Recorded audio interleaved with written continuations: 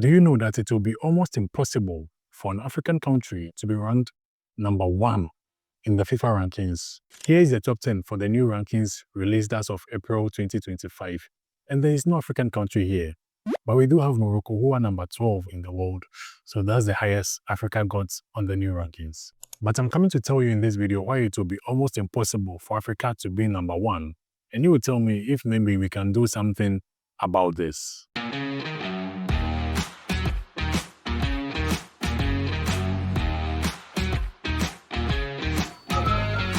I don't know what I'm doing. So my name is Sarah. Welcome to African Football, where we talk everything football in Africa. So you can help support this channel by leaving a like.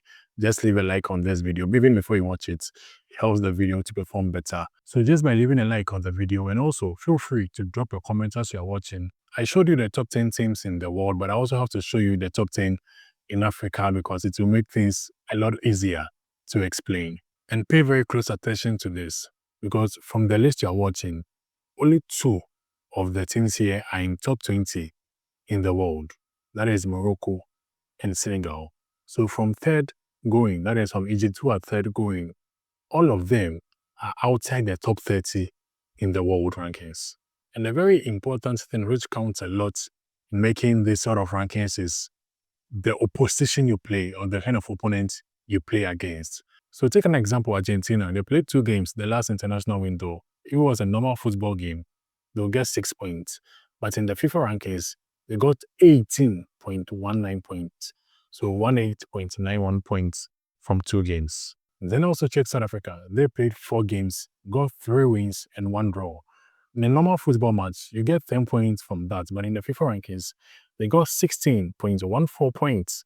So it was lesser points for South Africa, who won 3 games and played 1 draw, as compared to Argentina, who won 2 games. So this explains that the kind of opponent you beat matters a lot as to the number of points you're going to accumulate. And there's a complex math which is used in calculating all this.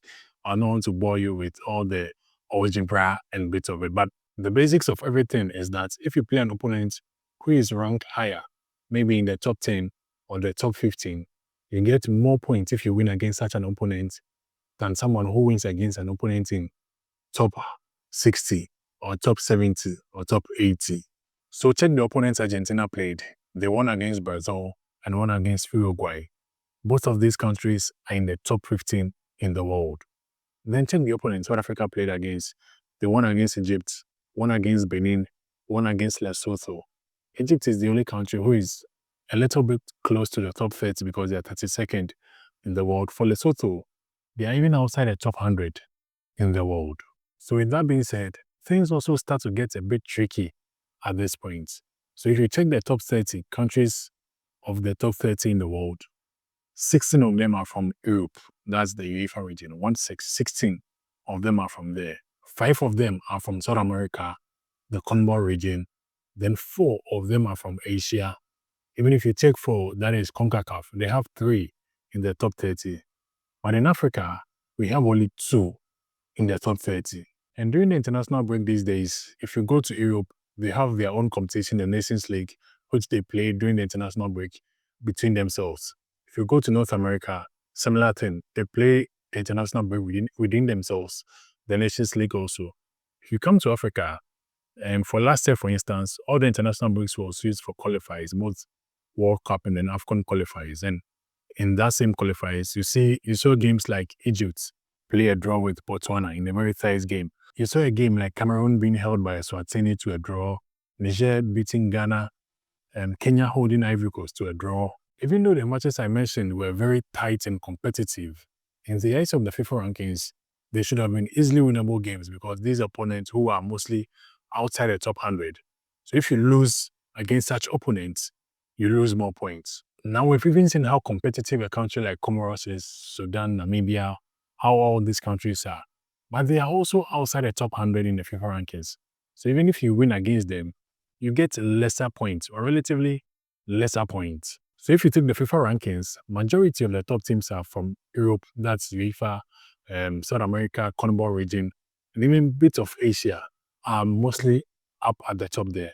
And these countries keep playing within themselves So they get more points when they play and win within themselves. Here in Africa, more than half of the continent is ranked outside of the top 100.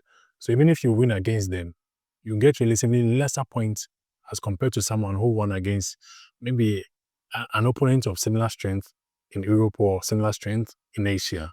So by this way, the only way an African country can rise all the way to the top is if they consistently play against the top 30 teams in the world.